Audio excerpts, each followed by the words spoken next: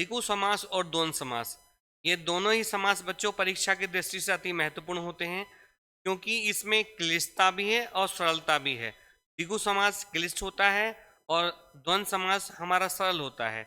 तो यहाँ से प्रश्न पूछे ही जाते हैं और मिनिमम 2 और मैक्सिमम 5 प्रश्न तक परीक्षा में आपके रखे होते हैं। मैं अवनीश कुमार टीएसए क्लासेस पर आप लोगों का एक बार पुनः स्वागत करता हूं। आज हम द्विगु समास पे चर्चा करेंगे और यहाँ पर जो क्लिष्टता है इसकी और जहाँ पर इसमें और विस्तृतता है, जो इसे हमें और समझना है, उस पर आज हम विस्तृत रूप से चर्चा करेंगे। तो यहाँ पर जो द्विगु समास है इस पे हमें देखना है। यहाँ पर द्विगु समास क्या कहता है हमारा कि जिस समास में पहला पद संख्यावाची और दूसरा पद समूह का बोध कराता है, जिस समास में पहला पद संख्यावाची और दूसरा पद समूह का बोध कराता है, तो वहां पर द्विगु समास होता है। कौन समास होता है? द्विगु समास होता है। लेकिन एक चीज आपको भूलनी नहीं है कि द्विगु समास में पहला पद संख्यावाची हो, ये पॉसिबल नहीं है। कभी आप मन में शॉर्ट ट्रिक बना लें। तो मैं आपको 2 शब्द बता रहा हूँ, एक त्रिनेत शब्द बता रहा हूँ और एक त्रिदेव बता रहा हूँ। तो त्रिनेत में त्रिशब्द संख्यावाची है और त्रिदेव में भी त्रिशब्द संख्यावाची है, लेकिन दोनों में समास अलग है, क्योंकि बेटा अम्मी और अब्बू में अंतर होता है। अम्मी और अब्बू में अंतर होता है। तो यहाँ पर हम उसको देखना है कि कैसे क्या होता है। तो अगर हम बात करें यहाँ पर, अगर इसकी बात करें हम, तो देखो यहाँ पर दे रखा है शब्द, तो वहाँ पर द्विगु समास होगा। पहला शब्द दे रखा है चौराहा, फिर पंचवटी, त्रिभुज और त्रिवेणी। तो चौराहा जो है हमारा 4 राहों का समूह, विग्रह हो जाएगा इसका 4 राहों का समूह, 4 राहों का समूह चौराहा कहलाता है। ऐसी पंचवटी 5 बट वृक्षों का समूह, 5 बट वृक्षों का समूह, 5 बट वृक्षों का समूह पंचवटी कहलाता है। ठीक है। त्रिभुज 3 भुजाओं का समूह, 3 भुजाओं का समूह, या यहाँ पर जो समूह की बात करें हम समाहार शब्द से भी इसको समझ सकते हैं। 3 भुजाओं का समूह, यहाँ पर इसे हम समाहार भी कह सकते हैं बेटा। 3 भुजाओं का समाहार या समूह, समूह भी कह सकते हैं और समाहार भी कह सकते हैं। इसको हम समाहार भी कह सकते हैं। तो यहाँ पर आपको घबराने की कोई जरूरत नहीं है, समाहार कह सकते हैं या समूह भी हम इसको कह सकते हैं। तो अब यहाँ पे दूसरा शब्द है त्रिवेणी। त्रिवेणी का क्या आएगा? 3 वेणी, वेणी में से होता है नदी, 3 नदियों का समूह। तो गंगा यमुना और गंगा यमुना सरस्वती 3 नदियों का समूह है, प्रयाग में हमारे होता है। ठीक है। और यहाँ पर त्रिवेणी शब्द में भी क्या होगा हमारा? द्विगु समास होगा। अगर हम आगे बढ़े, इसको आगे हम समझें, आगे बढ़े हम और विग्रह करके देखें आप, तो यहाँ पर आपको दिखाई दे जाएगा त्रिवेणी के बाद में अगला शब्द है नवग्रह। नवग्रह मतलब 9 ग्रहों का समूह या 9 ग्रहों का समाहार, जिसमें आपके सारे ग्रह हो सकते हैं। शुक्र हो सकता है, मंगल हो सकता है, वरुण हो सकता है, पृथ्वी हो सकता है। लेकिन ये 9 ग्रह, पहले जो है हमारे 9 ग्रह होते थे, अब 8 ग्रह हो गए हैं। ध्यान रखना। नवग्रह, नवग्रह बेटा 9 ग्रहों का समूह। तो नवग्रह जो होता है हमारा 9 ग्रहों का समूह होता है, जिसमें शुक्र हो सकता है, बृहस्पति हो सकता है, पृथ्वी हो सकता है, बुध हो सकता है। लेकिन वर्तमान में जो है इस समय 8 ग्रह हैं। कितने ग्रह हैं बेटा? 8 ग्रह हैं। दूसरा है शताब्दी। शताब्दी में क्या होता है? 100 वर्ष का समूह। शताब्दी में 100 वर्ष का समूह या 100 वर्ष का समाहार। ठीक है। अगला है नवनिधि। नवनिधि मतलब 9 निधियों का समूह। ठीक है। 9 निधियों का समूह, इसमें अणिमा, महिमा, गरिमा, लघिमा इस टाइप से हो सकता है। अष्टसिद्धि 8 सिद्धियों का समूह। ठीक है। अगला शब्द है त्रिलोक। त्रिलोक में मेरे 3 लोगों का समूह, पृथ्वीलोक, भूलोक, पाताल लोक, ये 3 लोगों का समूह हो जाएगा। सप्ताह 7 दिनों का समूह, सोमवार, मंगलवार, बुधवार, ये सारे समूह का आ जाएगा, समाहार आ जाएगा। तत्सही 700 दोहों का समूह, 700 दोहों का समूह। चवन्नी 4 आनों का समूह, चवन्नी 4 आनों का समूह। इसको देख लो बेटा, 1 रुपया जो होता था उसमें 16 आने होते थे। 1 रुपये में कितने होते थे? 16 आने होते थे।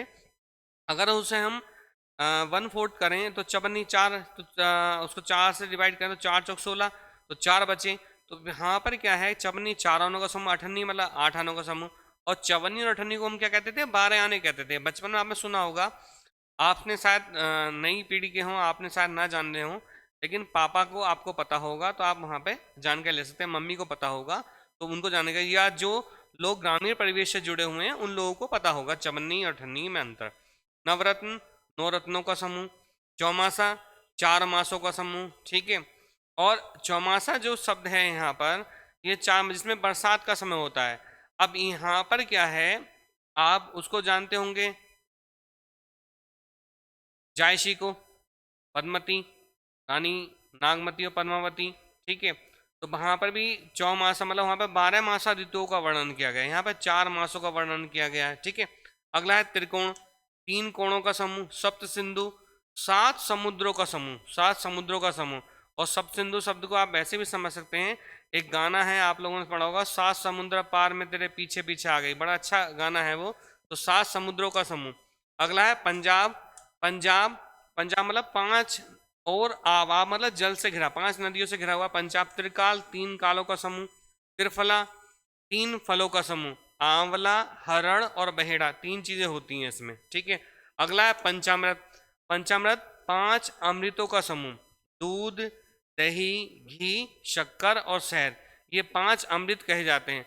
अब दिमाग में वो मत बैठा लेना कि उसमें जो है आपका गंगा जल हो गया और मखाने हो गए, ये वो हो गए, वो आपका क्या होता है बेटा, चरणामृत होता है। अगला है क्या, दोपहर, 2 पहरों का समूह। चतुर्वेद, 4 वेदों का समूह, ठीक है। चौघड़ा, 4 घड़ों का समूह। तिमाही, 3 माह का समूह। त्रिमूर्ति, 3 मूर्तियों का समूह, 3 मूर्तियों का समूह। और इसमें जो देवी हमारी रहती हैं। और दूसरा है हमारा त्रिपिटक, 3 पिटकों का समूह। त्रिमूर्ति एक मूवी भी थी बेटा, ठीक है, वहाँ पर शाहरुख, जैकी श्रॉफ और अनिल कपूर थे, तो उससे मतलब नहीं है, 3 मूर्तियों का समूह। इसमें हमारी पार्वती होती हैं और लक्ष्मी जी होती हैं, और एक और है, दिमाग से मेरा स्लिप हो रहा है, ठीक है। 3 मूर्तियों का समूह होता है। 2 पहिया, 2 पहियों का समूह। 2 मंजिला, 2 मंजिलों का समूह। पंचरात, 5 रात्रियों का समूह। पंसेरी, 5 शेरों का समूह। सतनजा, 7 अनाजों का समूह। आपने चौराहे वगैरह पे देखा होगा, वशीकरण करवाते हैं ना, वशीकरण वगैरह, किसी को वश में करने वाला जो अंधविश्वास वाला भरा हुआ रहता है, समाज में व्याप्त रहता है, वो कभी खत्म नहीं हो सकता। वहाँ पर क्या है कि आपने देखा होगा कि अनाज पड़े होते हैं चौराहे वगैरह पे, वो सतनजा कहा जाता है। सतनजा में 7 अनाजों का वो टोटका जारू टोना रहते हैं। वशीकरण, बाबा होते हैं, वशीकरण कराओ, प्रेम विवाह, मनचाहा, सौतन से छुटकारा, इस टाइप का आपने देख रखा होगा। अगला है दो नाली, दो नाली मतलब 2 नालों का समूह। बंदूक होता है रुपया, मतलब 16 आनों का समूह। रुपया मतलब क्या होता है बेटा, 16 आने का समूह, ठीक है। तो यहाँ पर ये हमारा समय क्या हो जाएगा बेटा, हमारा समय हो जाएगा, हमारा समय क्या हो जाएगा, समय हमारा क्या बन जाएगा, समय हमारा बन जाएगा बेटा द्विगु समास। समय क्या बन जाएगा हमारा, द्विगु समास बन जाएगा, ठीक है। क्या बन जाएगा हमारा, द्विगु समास बन जाएगा, ठीक है। आप इनका विग्रह यहाँ पर कर लेंगे, कोई समझ में नहीं आएगा हम उसको बाद में देख लेंगे। हम आगे बढ़ते हैं, अगला द्वंद समास पे चर्चा करते हैं।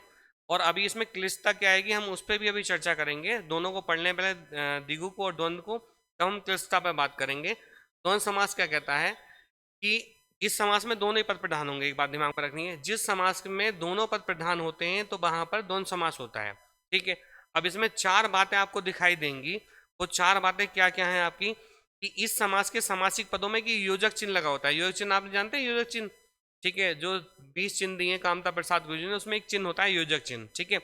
दूसरा है, लेकिन योजक चिन्ह के कभी कभी अपवाद भी रहेंगे, ठीक है। दूसरा, दोनों पद विग्रह करने पर या तो और सबसे जुड़ेंगे या फिर या सबसे जुड़ेंगे। चौथी बात, दोनों पद मुख्यतः एक दूसरे के विपरीतार्थी होते हैं। विपरीत मतलब अपोजिट होते हैं, यहाँ पर गलत लिखा है, विपरीतार्थी शब्द है।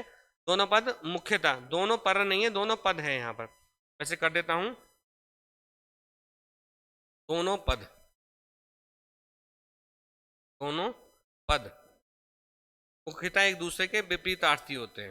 विपरीत मतलब आज जानते हो बेटा क्या, अपोजिट, विपरीत आर्थी यानी कि अपोजिट या बिलोम, ठीक है। अब यहाँ पर विग्रह हम करें माता पिता, तो इसमें देखो क्या होगा, इसका विग्रह होगा माता और पिता। क्या हो जाएगा, माता और पिता, ये विग्रह हो जाएगा। फिर है रामकृष्ण, विग्रह हो जाएगा राम और कृष्ण। भाई बहन, भाई और बहन। अभी रक्षाबंधन का वो आई है त्योहार, ठीक है, आपने देखा होगा भाई और बहन का प्यार देखा आपने, और भैया दूज देखा आपने। तो यहाँ पर वो सब आपको दिखाई दे रहे हैं, ठीक है। आप अच्छा पढ़ रहे हैं, खोजी प्रवृत्ति के आप हैं। गौरी शंकर, गौरी और शंकर, भगवान शिव और शंकर। गाय बैल, गाय और बैल। दाल रोटी, दाल और रोटी। गुरु शिष्य, गुरु और शिष्य, ठीक है। अगला शब्द अगर देखें हम, नायक नायिका, तो नायक और नायिका। अध्यापक अध्यापिका, ठीक है, अध्यापक और अध्यापिका। अब यहाँ पर नायक और नायिका से थोड़ा समझो। एक शायर है, उनका क्या है कि जब वो मरे तो उनके उसमें आपने देखा होगा कि आजकल मोबाइल सब कुछ होता है। पहले समय में क्या होता था बेटा, अगर किसी का मोबाइल से अगर किसी बच्चे का मोबाइल अगर पास में मम्मी पापा के हाथ में आ जाए तो उसकी टाएं टाएं फिस समझो, आप उसकी टाएं टाएं फिस समझो। उससे रात को नींद नहीं आनी है। अगर फ़ोन मम्मी पापा ने नहीं दिया उसका तो रात भर नींद नहीं आएगी, उसके दिमाग में यही रहेगा पता नहीं किसका फ़ोन आया किसका फ़ोन नहीं आया। तो यहाँ पर एक शायर हुए हैं, उनकी एक पंक्ति है कि जब वो मरे तो उनके घर से मतलब क्या निकला कि चंद तस्वीरें बुता, चंद तस्वीरें बुता, चंद हसीनों के खतूत, बाद मरने के मेरे घर से समा निकला। चंद तस्वीरें बुता मतलब चंद मतलब तस्वीर, फोटो, स्नैप्स जो होते हैं। चंद हसीनों के खतूत, खतूत मतलब होता है बेटा पत्र। बाद मरने के मेरे घर से समा निकला, बाद उनके मरने के बाद में समा निकला। तो नायक नायिका से यहाँ बात आ रही तो समझा दिया मैंने आपको। अगला है अध्यापक अध्यापिका, तो अध्यापक और अध्यापिका, नीचे और ऊपर, चूहा और बिल्ली, रात और दिन, सुख या दुख। अब यहाँ पे क्या आ जाएगा, या शब्द आ जाएगा, सुख या दुख।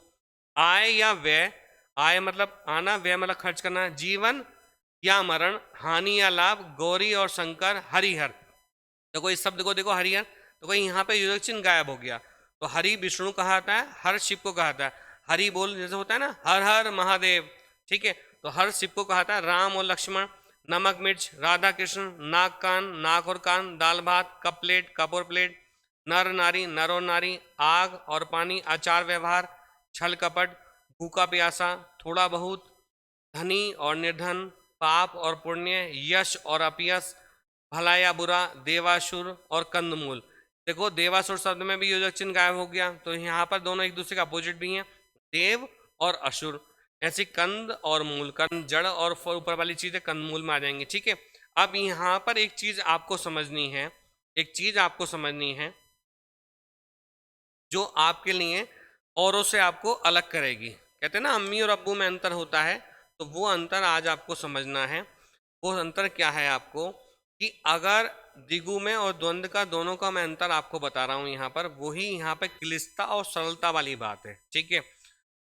क्लिष्टता और सरलता वाली बात है, और क्लिष्टता और सरलता को आप नायक नायिका के साथ में भी जोड़ सकते हैं, ठीक है, प्रेमी प्रेमिका के साथ में जोड़ सकते हैं, ठीक है। अगर वैलेंटाइन डे पे चॉकलेट स्वीकार नहीं की तो क्लिष्टता हो गई, स्वीकार कर ली तो सरलता हो गई वो, ठीक है। तो कई तरह से समझ सकते हैं, भावों को समझ सकते हैं, भाव होते हैं, भाव के अनुसार आप समझ सकते हैं।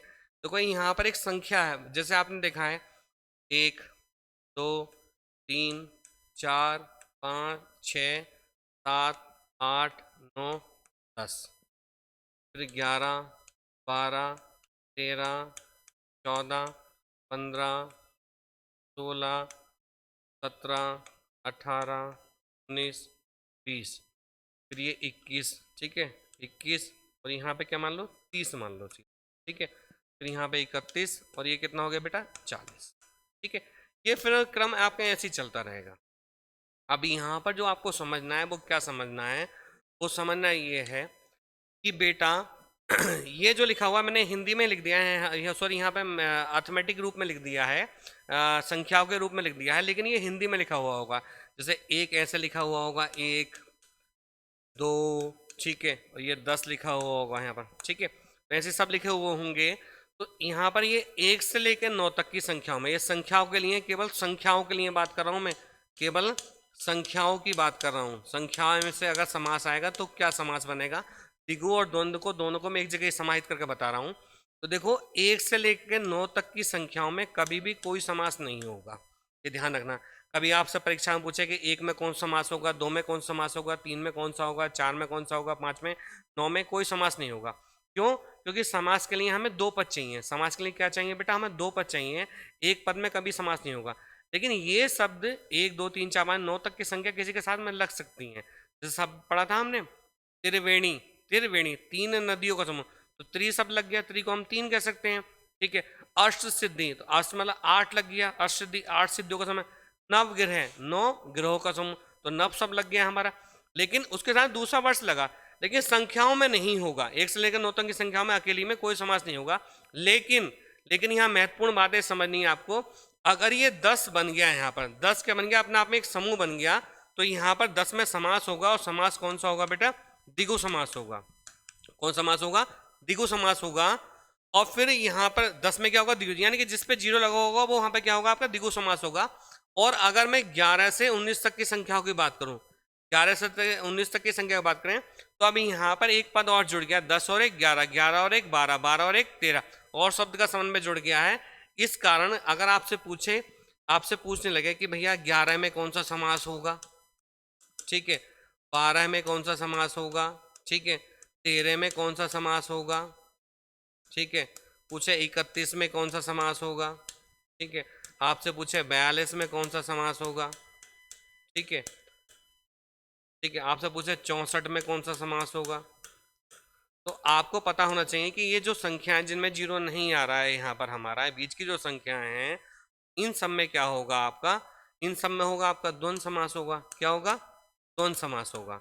और मैंने बताया था कि द्वंद्व समास में क्या, दोनों पदों के बीच में योजक चिन्ह लगा हुआ होता है। क्या लगा होता है? योजक चिन्ह लगा होता है।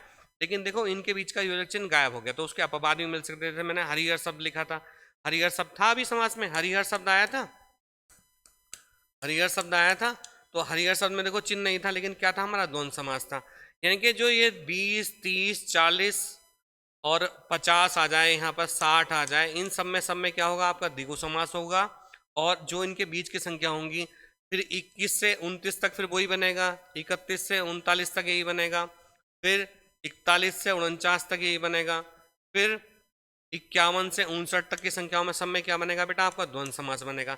लेकिन ये जो 10 50 60 40 30 20 10 और 70 80 90 100 बनना है, इन सब में क्या बनेगा? आपका द्विगु समास बनेगा, क्योंकि ये यहाँ पर एक समूह बन गया है। तो यहाँ पर आपने द्विगु समास की क्लिष्टता और द्वंद्व समास की सरलता दोनों को जाना। वीडियो को ज़्यादा से ज़्यादा लाइक और सब्सक्राइब करना है, जिससे ये वीडियो ज़्यादा तक लोगों तक पहुँचे और सबका भला हो सके। आप अच्छे से मन लगा के पढ़िए, आपको 100% मतलब पूर्ण नंबर आपको मिलेंगे। 5 नंबर के अधिकतम ये रहते हैं यहाँ से, और 5 के 5 नंबर पूरे के पूरे हमारी वीडियो से आपको मिल जाएंगे। हम आपके उज्ज्वल भविष्य की कामना करते हैं और आपके लिए सदैव प्रयासरत हैं। धन्यवाद।